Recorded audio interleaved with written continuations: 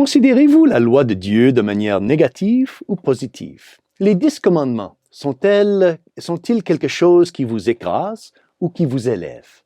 Dans l'Évangile d'aujourd'hui, le Seigneur Jésus va nous enseigner à avoir de l'amour et du respect pour la loi de Dieu.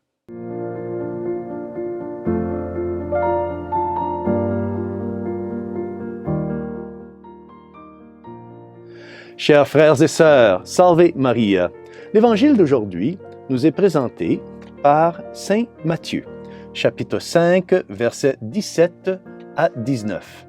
Et cet Évangile nous enseigne comment observer la loi de Dieu de manière à atteindre le but ultime de notre vie, le royaume de Dieu. Lisons un extrait de l'Évangile. « Ne pensez pas, dit Jésus, que je suis venu abolir la loi ou les prophètes. Je ne suis pas venu abolir, mais accomplir. » Pour le peuple d'Israël, à l'époque de Jésus, la loi pouvait se référer à deux choses, aux 10 commandements ou à l'ensemble des 5 livres de Moïse appelés le Pentateuque. Ainsi, la loi dont le Seigneur parle ici dans l'Évangile sont les règles et le mode de vie que Dieu a donné à son peuple.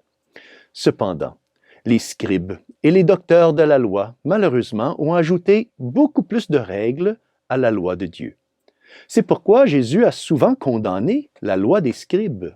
La loi des scribes qui a été utilisée par les scribes pour opprimer et pour manipuler le peuple d'Israël pour leur propre profit ou avancement personnel. Mais dans l'Évangile d'aujourd'hui, Jésus indique très clairement que l'essence de la loi de Dieu, ses commandements et son mode de vie, doivent être respectés et doivent être exécutés.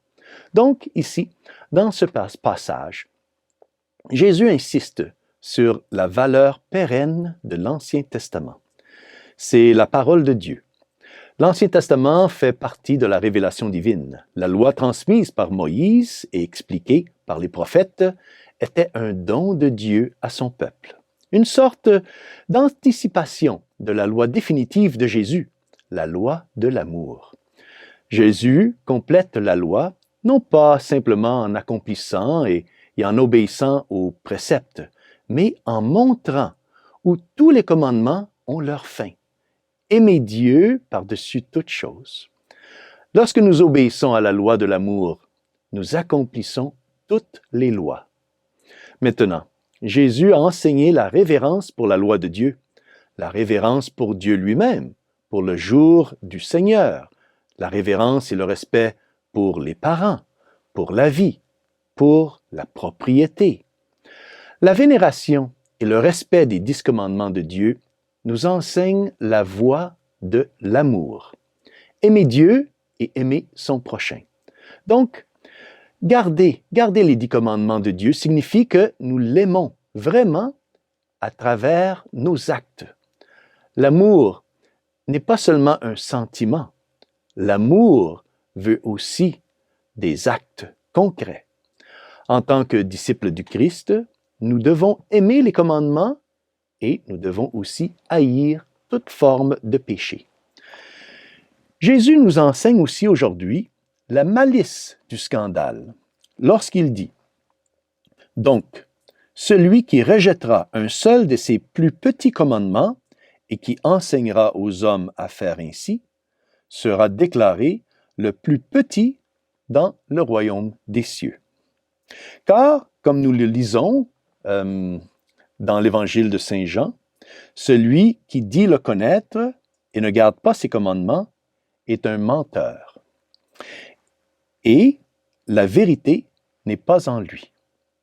En même temps, le Seigneur nous montre à quel point le bon exemple est important lorsque Jésus dit « Mais celui qui les observera et les enseignera, les commandements, celui-là sera déclaré grand dans le royaume des cieux. » Donner le bon exemple est le premier élément de l'apostolat chrétien. Et donner le bon exemple, c'est suivre. Et c'est aussi aimer les commandements de Dieu et surtout les mettre en pratique. Ce serait donc maintenant un bon moment pour faire un petit examen de conscience, afin d'examiner notre vie et nous demander à nous-mêmes si nous accomplissons vraiment les commandements de Dieu. Et la première question que nous devrions poser est si j'aime vraiment les commandements du Seigneur. Est-ce que je les aime? Demandons aujourd'hui à Notre-Dame de nous aider à respecter Dieu et de respecter ses commandements, afin de pouvoir toujours entrer dans l'amour de notre Seigneur, et ainsi, avec l'aide de sa grâce, atteindre le royaume des cieux. Et que Dieu Tout-Puissant vous bénisse, au nom du Père, et du Fils, et du Saint-Esprit. Amen. Salve Maria!